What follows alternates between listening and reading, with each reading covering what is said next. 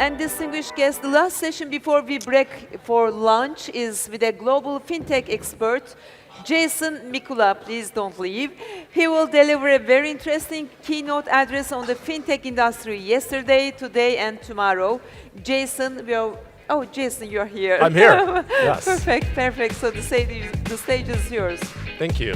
I know I'm standing in between you guys in lunch, so I will try to keep this. Yes, maybe for 15 minutes. After 15 minutes, we'll keep it pretty brief. Give a break for lunch. Maybe we can listen to Jason.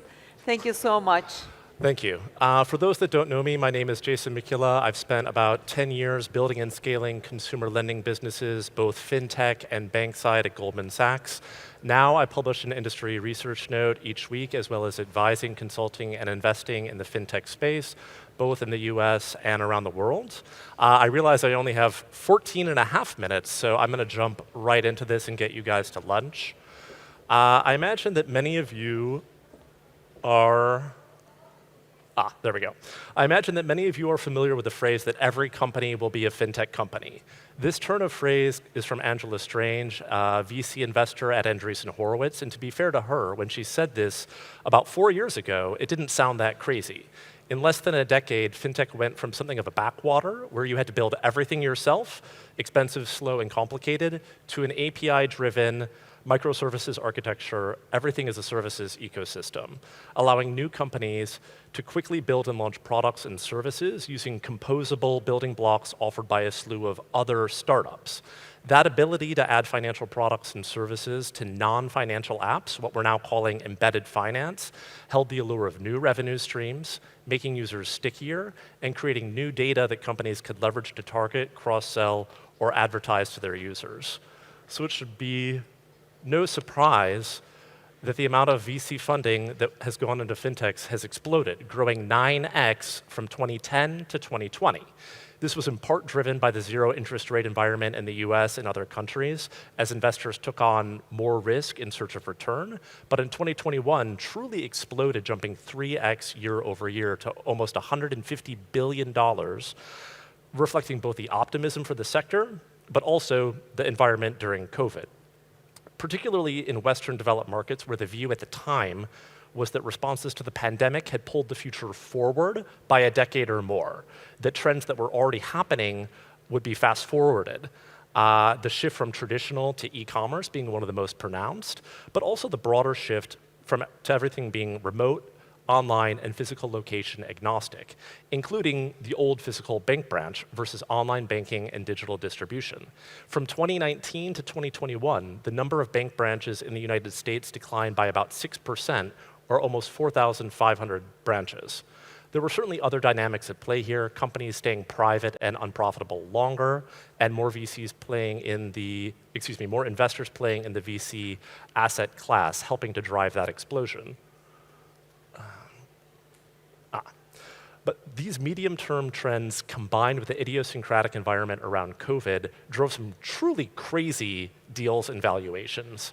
Klarna raising money at a $46 billion valuation, Affirm IPOing at a market cap of $47 billion, neobanks like Revolut and Chime valued at $33 billion and $25 billion, respectively. Plenty of companies took advantage of this opportunity to IPO, to hit the public markets: Coinbase, Nubank, Robinhood, Marqeta, and others, as well as a slew of companies taking advantage of the retail stock frenzy to go public through the once maligned SPAC vehicle. Neobanks like Dave & Moneylion, private student loan refinance company SoFi, stablecoin issuer Circle, and others.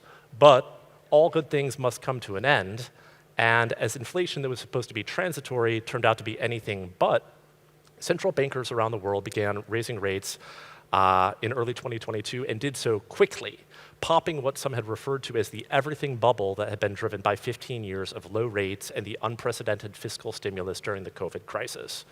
Rising rates mechanically lowered valuations for pretty much all asset classes, including fintechs. Publicly traded fintechs saw their share prices crater, though for fintechs that were partnering with banks or were banks themselves, there was a silver lining to the higher rate environment, namely growth in interest income. For instance, Neobank Bank in the Netherlands, where I live, basically rose to profitability on the back of higher interest rates, given that as recently as 2019, the key interest rate at the ECB, at the central bank, was negative 50 basis points, meaning to store money at the central bank, bank had to pay to put money there.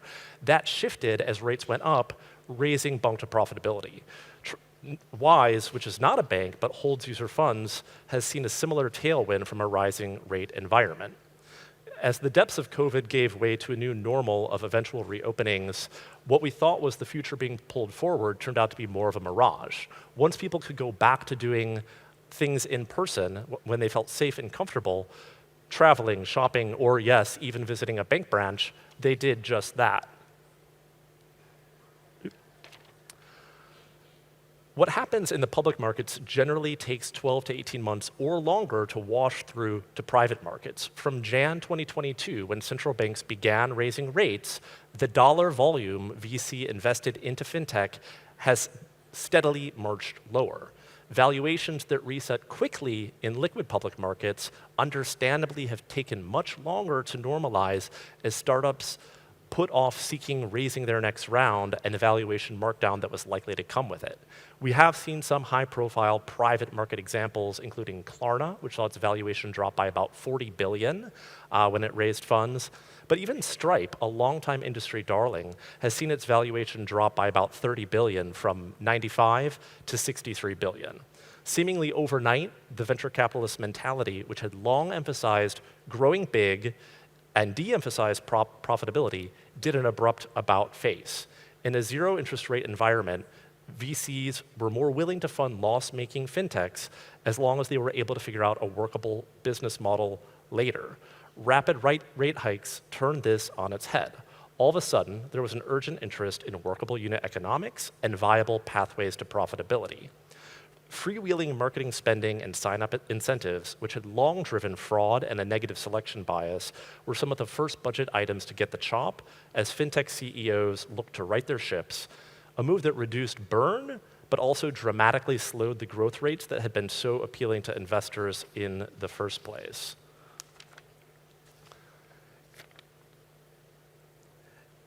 It's not just interest rates and VC's newfound appreciation for profit that were happening in this time frame.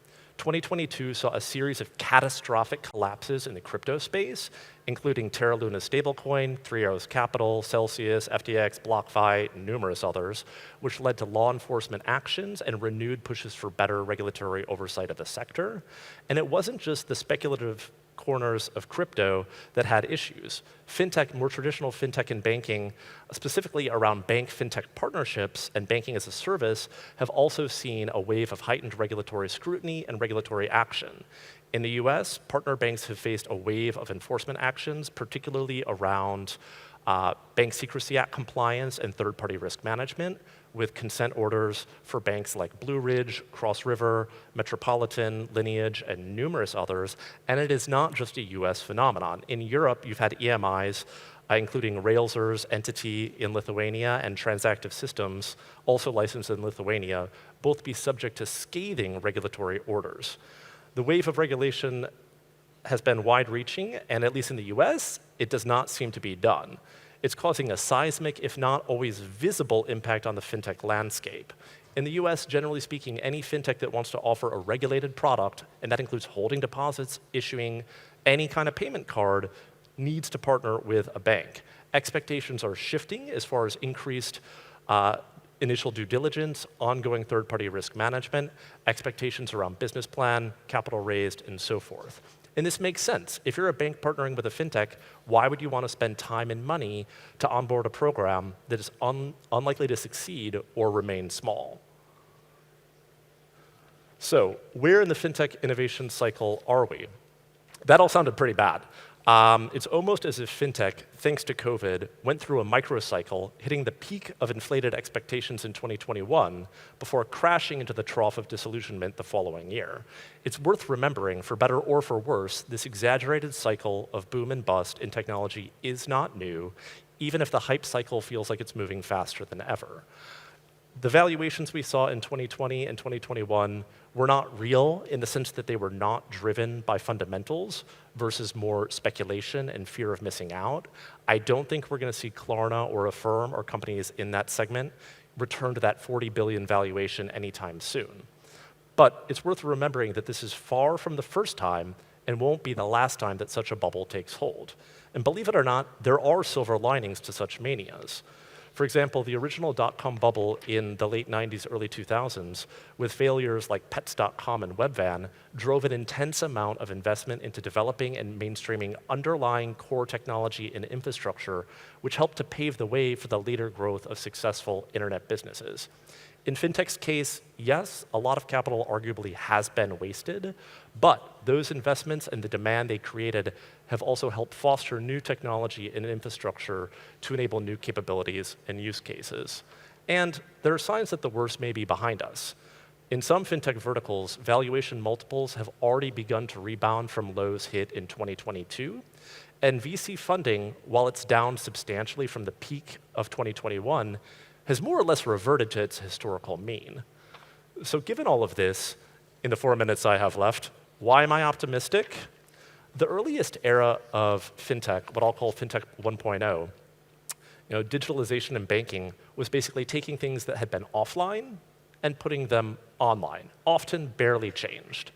A paper application form that existed in a branch became a PDF or a web form. Banks did improve their digital capabilities over time, but not by much. So at the dawn of FinTech 1.0, call it around 2008, being able to open a bank account or apply for a loan entirely online was still fairly unusual. Given the still unimpressive offerings from many of the incumbent financial institutions, much of this first wave of FinTech focused on solving these basic pain points, offering digitally native distribution, a polished mobile app, good UX, understanding the power of digital marketing. Not to say there were no attempts at innovation. You had Lending Club pioneering peer-to-peer lending in the US.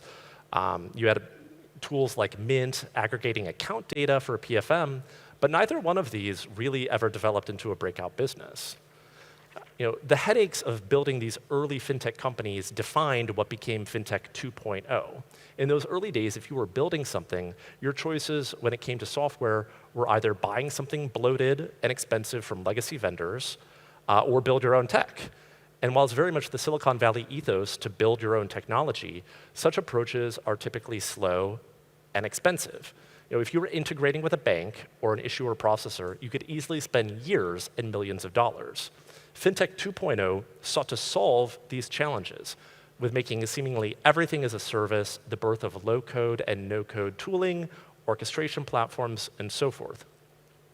This unbundling of the banking supply chain into composable API-delivered capabilities, including for core regulated bank capabilities like holding deposits or issuing payment cards, has undeniably been a paradigm shift for how fintech startups get built. It hasn't been without its issues, namely the regulatory ones I touched on, and not all of the operating and economic models have yet proven sustainable. But we're on the verge of FinTech 3.0.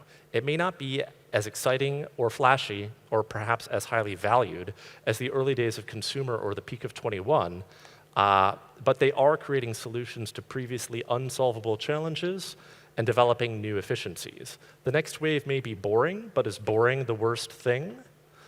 I'm going to skip that one, actually. OK. So there's plenty of areas to be excited about, but I tried to pick 3 that are most relevant across geographies. One being digital identity. In most jurisdictions, still, the way you prove your identity online or on an app is taking a photo of an ID card and snapping a selfie. This has always been able to be manipulated even in the best of times. With the dawn of AI, it's only going to get worse. Solving the digital identity problem is going to vary by region based on what companies, consumers, and governments are comfortable with, but it is a fundamental problem that needs to be solved in order to mitigate fraud and increase access and inclusion in digital financial services. AI, I know there's a lot of talk and hype about generative AI. I think where that's going to show up and make the biggest difference is not necessarily in a customer-facing chatbot, but in the kinds of co-pilots that allow front and mid-office employees to increase their efficiency. The kinds of products we see may not change, but the productivity and efficiency boost we see will be real. And finally, tokenization. Like, put crypto out of your mind.